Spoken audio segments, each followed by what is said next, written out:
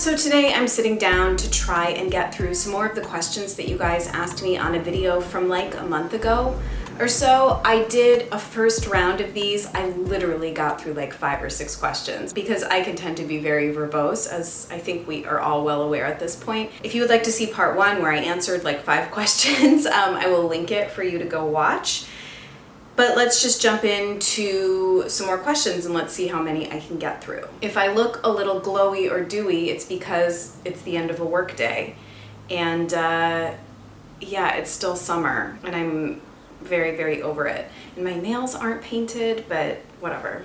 Okay, so Michelle Kim asks, what is the most hydrating product/routine you use when your skin is dehydrated and cracking? She says, so the finicky thing with my skin is although I have extremely sensitive, reactive, oily, acne-prone skin, it is very dehydrated and oftentimes feels very tight when I smile. I break out if I use oils that are too heavy, but light oils are also not hydrating enough alone. Let me think for a minute. If my skin is really dehydrated, I would probably take some extreme measures and do something like extreme measures, meaning put a little bit more effort into a kind of at-home facial. I would probably do a facial steam to open up my pores. I would do a really gentle exfoliation probably to get rid of sort of any dry patches or congestion that's going on. And then I would just do the full spectrum of layering. So if my skin is really normal, I pretty much just need a serum and like a very light oil. If in the wintertime and when my skin is needing more moisture, I will do serum, heavy oil, and then balm. So something like Mahalo's Indigo Balm or Original Balm, Infiore Fleur Vibrant Balm, Maelstrom Blue Cocoon. Those are all like the expensive ones. And I guess in lieu of doing a gentle exfoliation mask, you could also do a moisturizing mask, though I would recommend sleeping overnight in a moisturizing mask. Something like the Tata Harper moisturizing mask I really like, especially like if I'm on a plane, or Audacity does a moisturizing mask, so I would probably sleep in one of those. I mean, I guess if you're saying that oils are too heavy, I would use sort of a medium viscosity oil and then layer it with a balm. So I think for me, I've always found moisturizing masks and layering oils with balms to be the most effective. Oh, something else, sleep with a humidifier. So that's something that has really helped my skin, I think, over time. Okay, Lydia A asked a slew of questions. Let me try and tackle this. This might take the rest of the video. Okay, the first one, what do you do for a living? I answered this in part 1, but I am a health policy researcher at an academic medical center in Boston. I am a sociologist by training. Second question, what is your favorite scent in body care? I don't know that I really have a favorite scent. I love jasmine. I really enjoy neroli. I love vetiver. I'm kind of, I guess, odd in the sense that I like really sort of earthy grounding scents like vetiver and some patchoulis, but then I also like florals that are done in a nice way, like the Beauty Counter neroli body oil. I enjoy that. I also really like vanilla. I know that's kind of basic, but I think vanilla is just really classic and feminine and light. I guess I tend to not like things that are like straight lavender or sort of straight quintessential hippie smelling. Third question, what is one totally unnecessary but totally amazing treat yourself product that you love to use regularly? In parentheses, I'd love to add a pampering step to my daily routine so I just don't hoard things for special occasions. I guess, I mean, a lot of my skincare is kind of superfluous if we're being honest. I mean, I could probably get by with much more budget-friendly options, but for me, like a really nice face oil and a really nice balm, I think, are the biggest luxuries that I feel. So right now, it's the Infiore Complex de Fleur Stem Cellular Repair Complex. It is just the most fragrant, beautiful serum / light moisture step I think I've probably ever used. It's just pure indulgence. As far as balm, I've already mentioned them, but Mahalo Indigo and Infiore Fleur Vibrant, and of course May Lindstrom Blue Cocoon. Another one that's actually on my wish list that I think is totally unnecessary, but I've tried it and I really want it, is May Lindstrom Jasmine Garden Hydrosol, which everybody's going totally insane for because of Carolyn Hirons. She's putting so many of these brands that I feel like we've all been loving for years on the map, which is, you know, cool, but she's just been talking about Leilani and Mahalo and Josh Rosebrook, and she's been talking about May for a while. But yeah, I guess May Lindstrom Jasmine Garden would be a really good answer to that question, because no one really needs to pay $60 for a face mist, but it certainly is quite beautiful and would make you feel very special every time you use it. Next question, still from Lydia. What is one beauty product you have consistently repurchased and have no intentions of ever trying something else in that category because you are satisfied with what you have? Great question. What have I found like a holy grail for and I don't need to look any further? I need to think for a minute. Because even when I have a holy grail, a good example of this would be Zuzu Luxe Liquid Liner in Raven, I'm always trying to find something to beat it. So it's the best that I've found, but I guess I have this innate drive to constantly be trying and comparing, but I haven't found anything better than that on me. When I consider sort of all the factors at play, price, performance, accessibility, I've consistently repurchased that product so many times. I guess, with sort of more utilitarian, low-end functional products, I find things and have less of a desire to branch out. Example would be the mouthwash that I use. It's the Desert Essence Whitening one, and I am totally satisfied with it, and I feel no desire to try another mouthwash. That's not entirely true though, because I do still kind of want to try the expensive Holistic Science Company mouthwashes. I have repurchased several shampoos over and over. Wonder Seed Shampoo, Yurok Feed Your Volume, and Inner Sense.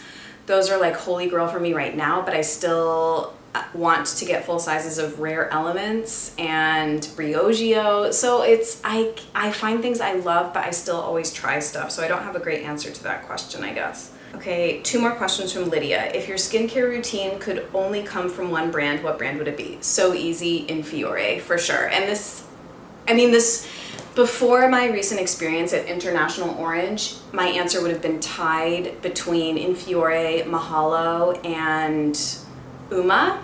But Uma doesn't even do like a full range. I think they just do face oils.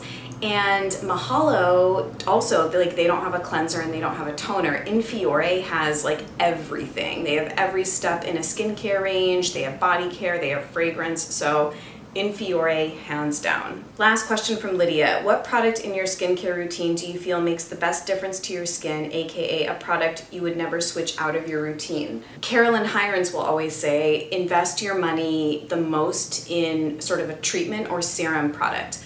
But I guess, I agree with that, but then I also sort of personally feel that cleansing your face really thoroughly and in a way that's appropriate to your skin type is so important, and I can't deny the power of a good mask. So I have particular physical exfoliators that I cannot be without, and then really gentle acid or chemical exfoliators I have discovered within the last, 8 to 10 months, and I feel like I can't be without them now. So I guess I would say Mahalo's The Petal has made a really significant difference to the overall sort of texture and appearance of my skin. I would also say Mahalo's Vitality Elixir has made a really visible difference as far as the overall evenness of my complexion as far as a serum goes, and as far as the cleansing step, Infiore Lustra and Treat with the 424 method, if I do it consistently, makes a really profound difference to how my skin looks. Okay, next questions are from one of my real life friends, Jamie, who comments really regularly and is a good friend of mine. How about what trends you can't wait to see go away? Oh, I'm so excited to answer this. I feel like I never have a platform to just be like super snarky. I feel like you guys see a very particular side of me, but I can be like really judgmental and cynical and like eye roll emojis for days. So trends I can't wait to see go away. Snapchat, like social media proliferation in general. I have talked about how much I despise social media oversaturation, like on Instagram, and I feel like I've talked about it here, but like I fucking hate Snapchat. I think it's just such a waste of time. I was on it years ago before it became popular. Now everyone is just addicted, and just like people being addicted to their phones is like probably my biggest pet peeve. I'm sure many of you agree. I won't dwell on that. Other trends I can't wait to see it go away. As far as makeup, there are things that just aren't my style that, I don't know, I find them sort of tedious. Things like baking the face, highlighting the tip of the nose, really over highlighting, like Tin Man style highlighting. I guess for makeup, those would be sort of like my pet peeves. As far as fashion, I mean, I kind of like grew up during the 90s, so this whole like reclaiming of things that were popular when I was in high school, like chokers and the off the shoulder. I'm just not really into trendy fashion in general. I'm much more of like a classic person, so I'm kind of just like always eye rolling over like anything really that's trendy. Copper everything, marble everything. This is like my moment to just let it all rip. Oh, I thought of another fashion trend I can't wait to see go away, like the clunky box heel. I think it's so like unflattering. I get that it's comfortable, but like I will either wear a flat or like a bangin' stiletto, like none of that low chunky flat. Oh, I hate slip-on shoes. I hate Adidas Stan Smiths. I'm kind of like, I don't really get it. It's not my thing. I don't know, pretty much like everything mainstream. I'm just like, I probably sound like such a hater, but Jamie, thank you for asking me that question because it was like my moment. Where do you see your brand evolving over the next few years? I sort of answered this in, I think, part 1. Someone asked where they thought I saw my channel going.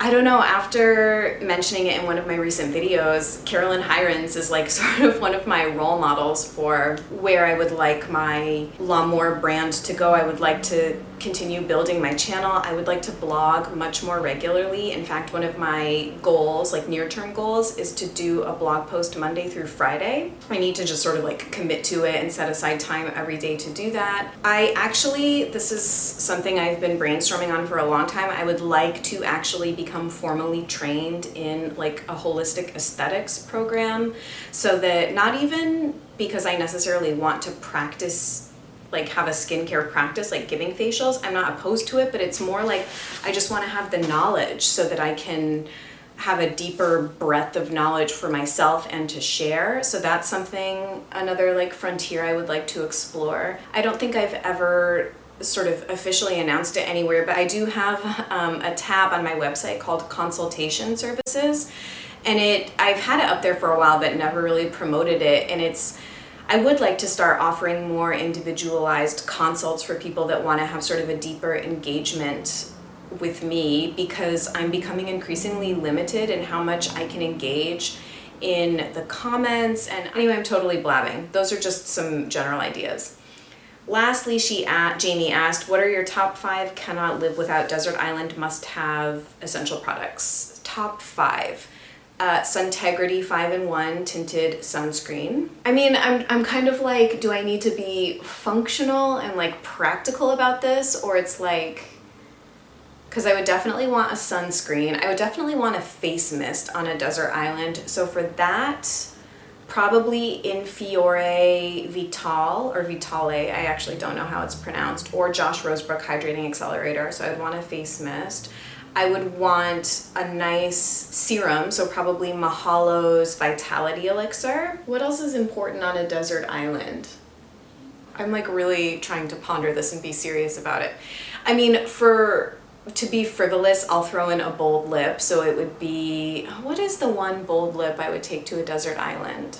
I don't know, probably at this point, Mahalo Red My Lips tint. Probably. I love that product. And then I think I would want my brows to be on point if we're being, not totally functional and practical about it. So for that, it would be Glossier Boy Brow in brown and the Anastasia Brow Definer in brown. Okay, so another set of 6 questions. This might be all I will get through in this part 2 of this Q&A tackling, but 6 questions come from Lauren S., who is another close friend of mine. First question, do you have plans or desires to make YouTube or other green beauty endeavors your full-time job, or will it remain a hobby? I mean, I truthfully, like, I don't really know. It would be kind of amazing if the world of beauty and wellness were my full-time livelihood. I'm gonna kind of, I guess, see what happens. So I don't really know. That's an open question for the universe. Question 2, I took this question from Well and Good. What is one wellness trend we will never see you try? Good question. I mean, the first thing that just jumped to mind isn't really fair because I have tried some of it. So I'm already not really answering the question, but actually this would tie back into Jamie's question of what's a trend I can't wait to see go away. Boutique fitness classes. Like, it's just absurd to me to pay $30, $35, $40 on a regular basis for boot camp, Soul Cycle, Megaformer, Pilates. Like, they're fun I've tried several of these things. I cannot imagine doing them regularly and dropping that kind of money on ClassPass boutique fitness. I'm just kind of like, I have a much more, maybe I should do a separate video on my perspective on, fitness and working out. It's all part of the evolution that I've been going through with my medical intuitive work and health pursuits in that range, but I'm much more, my approach to it is totally different. If any of you read Mark's Daily Apple, he's like a primal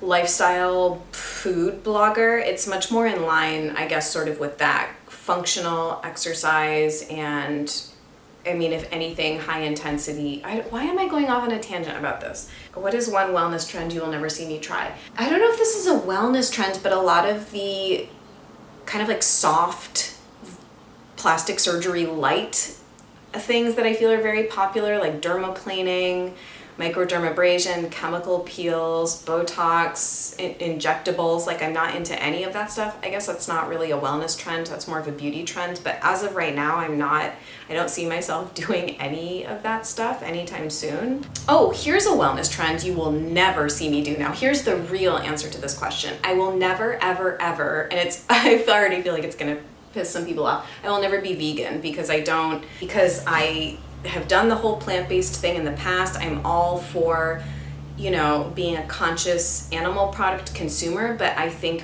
militant animal-free diets are really to the detriment of most people's health. There, I said it. Question 3, do you meditate? Interesting question. I actually have a video on my channel. I think it's one of the least watched videos on my channel, called My Experience at a 10-Day Silent Vipassana Meditation Retreat.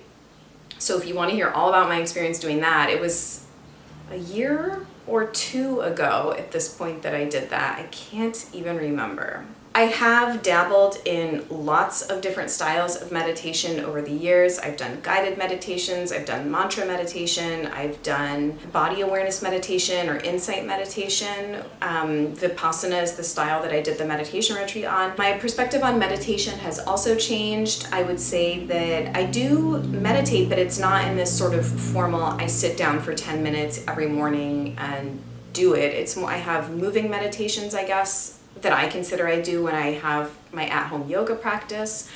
I have moments of meditation during the day. I have complicated thoughts on meditation. Are you surprised?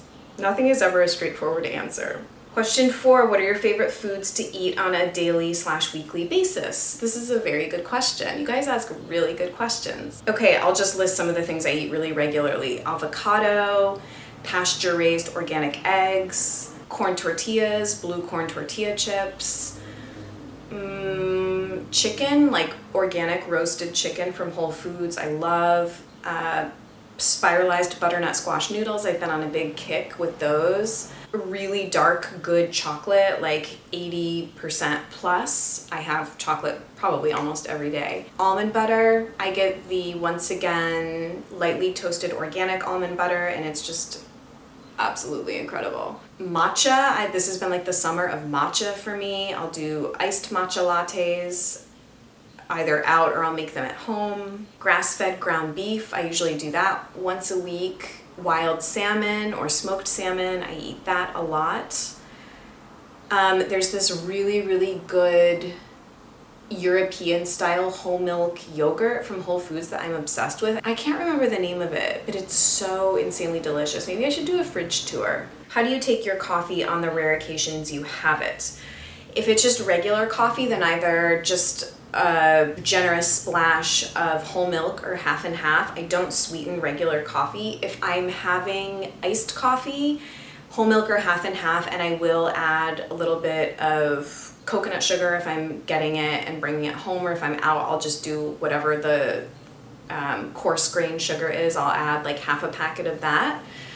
Never artificial sweetener ever, and I gave up stevia a long time ago too. And if I'm doing a coffee beverage, like a cappuccino or a latte, I just take it straight. I don't sweeten those at all. Okay, and her last question is a really, really good one, and we're gonna end on this one.